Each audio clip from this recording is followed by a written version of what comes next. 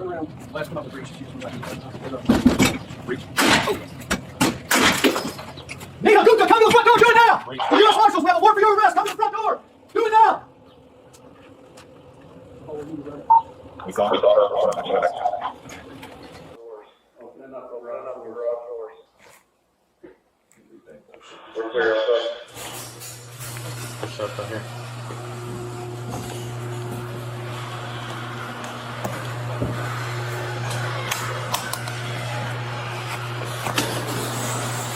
Hands! Hands! Come out! Contact. On the ground. Come here.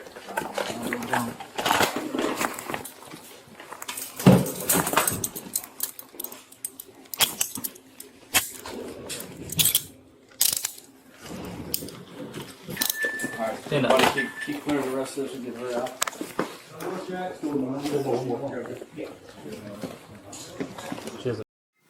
చూశారు కదా వీడియోలో ఎవరు అరెస్ట్ అయ్యారు? ఎవరండి అనుకున్నారండి? మన భారతీయురాలు. ఆవిడ పేరు నేహా గుప్తా, 36 సంవత్సరాలు, చిన్నపిల్లల డాక్టర్, పీడియాట్రిషియన్. ఆమెను అరెస్ట్ చేశారు పోలీసులు. మరీ డోరు బద్దలు కొట్టి గన్స్ ఓపెన్ చేసి వివిధ ఎక్విప్మెంట్లు కూడా చేసుకొని వాళ్ళు డోర్ బద్దలు కొట్టి లోపలికి వెళ్ళి ఆమెను పట్టుకున్నారు. ఆవిడ ముందే వాళ్ళు చెప్పారు డోర్ ఓపెన్ చేయండి అనేసి. కానీ ఆవిడ ఓపెన్ చేయలేదు. ఎక్కడో దాచుకుంది, దొరకలేదనుకుంది, దొరకననుకుంది. కానీ పోలీసులు వదిలిపెడతారా? ఆవిడ ఆడది అయినా కూడా ఊరుకుంటారా? మగవాళ్ళైనా ఆడవాళ్ళైనా సరే నేరం చేస్తే సేమ్ ట్రీట్ చేస్తారు. ఆ విధంగా వాళ్ళు అసలు లోపలికి వెళ్తూ ఉంటే నా పోలీసు మిత్రుడు నాకు ఆ వీడియో చూపిస్తూ ఉంటే అసలు ఎవరు అనేసి అంటే చివరిలో చెప్పాడు. ఇప్పుడు ఎవరనేసి శివ ఎవరనేసి అడిగాడు. ఆవిడ ఇండియన్. ఎందుకు ఆవిడ అరెస్ట్ అయింది? 36 సంవత్సరాలు ఉన్నటువంటి నేహా గుప్తా డాక్టర్ ఎందుకు అరెస్ట్ చేశారు అంటే ఈవిడ చేసినటువంటి పనికి ఇంకా ఆమెకు పెద్ద శిక్ష వేసిన తప్పే లేదు అసలు. ఎందుకు అంటే చూడండి, ఈవిడ జూన్ 27న తన 4 ఏళ్ల కూతురు అరియాతో ఫ్లోరిడాకు వెళ్ళింది. మయామి బీచ్లో ఎంజాయ్ చేసింది. అక్కడ టెంపరీగా 2 డేస్ ఒక ఇల్లు రెంట్కి తీసుకున్నారు. ఆ ఇంట్లో చక్కగా స్విమ్మింగ్ పూల్ ఉంది. బీచ్లో ఎంజాయ్ చేసిన తర్వాత ఇంటికి వచ్చేసి పడుకున్నారు. అందరు గాఢ నిద్రలో ఉన్నారు. అప్పుడు అరౌండ్ 4 గంటల ప్రాంతంలో, ఉదయం 4 గంటల ప్రాంతంలో ఈవిడ 911 పోలీసులు ఫోన్ చేసింది. అంబులెన్స్ వచ్చింది. ఆవిడ ఏడుస్తూ నా కూతురు హరియా స్విమ్మింగ్ పూల్లో పడి ఉంది, నాకు స్విమ్మింగ్ రాకపోవటం వల్ల నేను నా కూతురు కాపాడుకోలేకపోయాను అనేసి చెప్పేసరికి పోలీసులు హఠావిటిన ఆ పాపను హాస్పిటల్కి తీసుకెళ్లారు. అండ్ దే డిక్లేర్డ్ అమ్మాయి చనిపోయింది అనేసి. ఇది జూన్ 27న జరిగింది. జూన్ 29న ఆటాప్సీ రిజల్ట్స్ వచ్చాయి. ఈవిడ మళ్ళీ ఓక్లాండ్ సిటీకి వెళ్ళిపోయింది. జూన్ 29న ఆటాప్సీ రిజల్ట్స్ వచ్చాయి. ఈ ఆటాప్సీ రిజల్ట్స్లో ఉన్నాయి ఏంటంటే, మరి 4 ఏళ్ల పాప ఆ యొక్క స్విమ్మింగ్ పూల్లో పడినప్పుడు కడుపులో కానీ ఊపిరితిత్తులో కానీ నీరు ఉండాలి కదా. చుక్క నీరు లేదు, కడుపులో లేవు, ఊపిరితిత్తులో లేవు. మరి ఎలా చనిపోయింది అంటే ఆమె నోట్లో, ఆటాప్సీ రిజల్ట్స్లో ఆమె నోట్లో నెయిల్స్ ఘాట్లు ఉన్నాయి, చంపల పైన కొట్టిన దెబ్బలు ఉన్నాయి. మరి ఈవిడ పెడియాట్రిషియన్ కదా, ఆవిడకు తన కూతుర్ని చంపుకోవాల్సిన అవసరం ఏమైనా వచ్చిందా అంటే ఎందుకు వచ్చింది ఆవిడకి. అంటే తనే తన కూతురిని నోట్లో దాని ఏమంటారు గోళ్ళతో అది చేస్తూ కొడుతూ 4 ఏళ్ల పాపనండి చంపేసి స్విమ్మింగ్ పూల్లో పడేసింది. పోలీసులు వచ్చినప్పుడు ఏం చెప్పిందంటే ఈవిడ, మేము 4 గంటల ప్రాంతంలో నాకు ఏదో కొంచెం సౌండ్ వినిపించేసింది. ఆ సౌండ్తో నేను లేచి చూస్తే నా పక్కన నా పాప లేదు, డోరు కొంచెం ఓపెన్ చేసి ఉంది.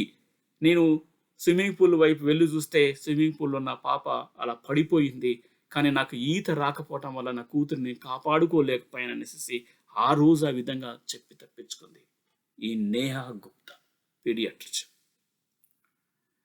So June 27th, June 29th autopsy results, and July 1st 2025 ఆ రోజున పోలీసులు కొంతమంది వెళ్ళి ఆమె ఓక్లాం సిటీలో ఉంటారు కదా, ఆమె ఇంటి వైపు వెళ్ళేసేసి డోర్ ఓపెన్ చేయండి అనేసి అంటే ఆవిడ ఓపెన్ చేయలేదు, సౌండ్ లేదు.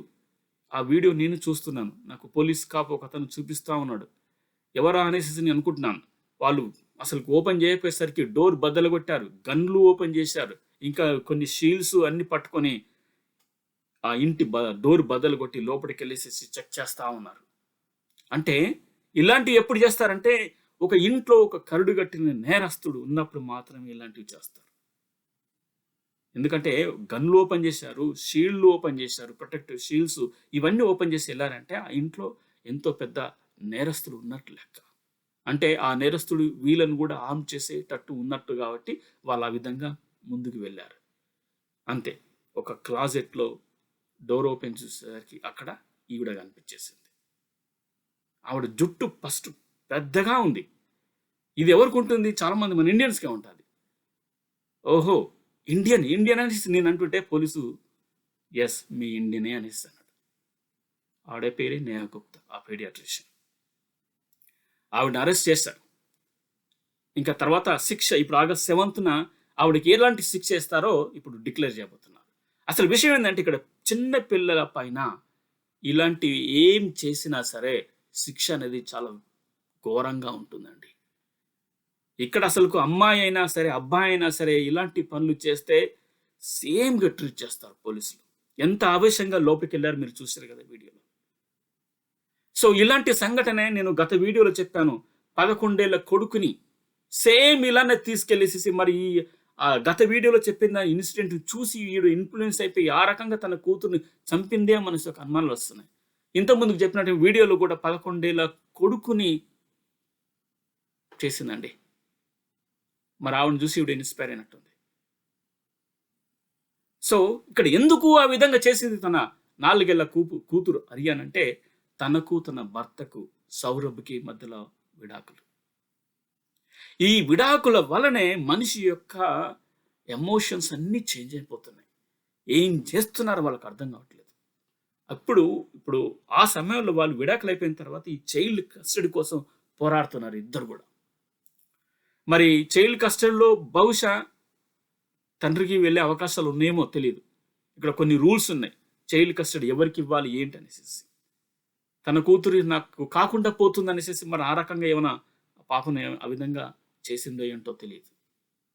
అయితే ఇక్కడ ఏంటంటే వీళ్ళు ఒక్లహోమా స్టేట్లో ఉంటారు కదా, వాళ్ళు చైల్డ్ కస్టడీ మధ్యలో ఈ కేసు నడుస్తున్నటువంటి సందర్భంలో ఆ పాపను ఇంకొక రాష్ట్రానికి తండ్రి కానీ తల్లి కానీ తీసుకెళ్తే వాళ్ళు పర్మిషన్ తీసుకోవాలి.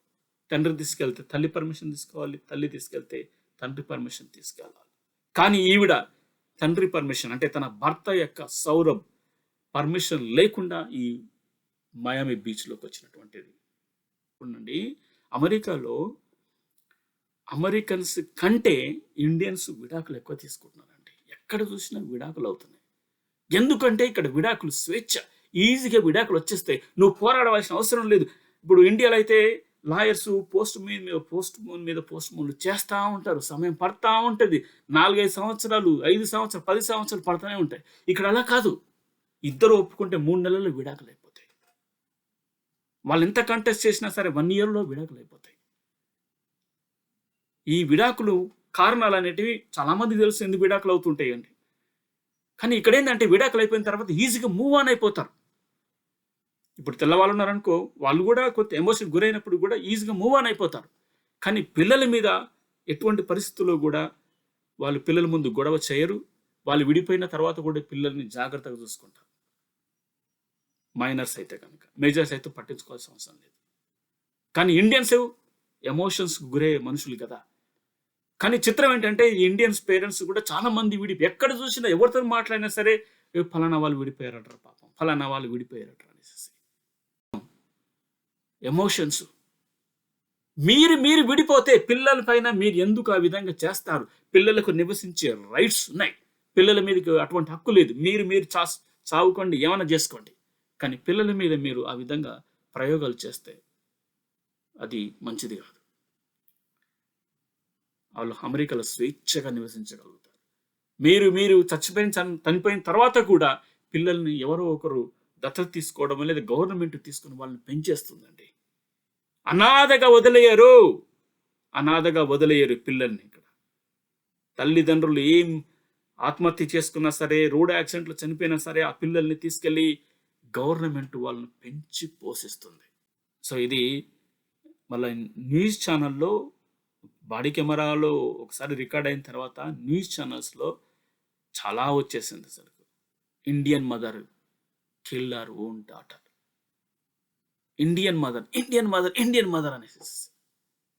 వాళ్ళు నువ్వు ఎవరైనా పర్వాలేదండి, నువ్వు ఏ స్త్రీ అయినా పర్వాలేదు, కానీ వాళ్ళు మెన్షన్ చేస్తున్నది ఏంటంటే ఇండియన్ మదర్. ఇండియన్ అనే పదాన్ని ఉపయోగిస్తున్నారు. తప్పదు, ఎందుకంటే ఆవిడ ఇండియన్ కాబట్టి.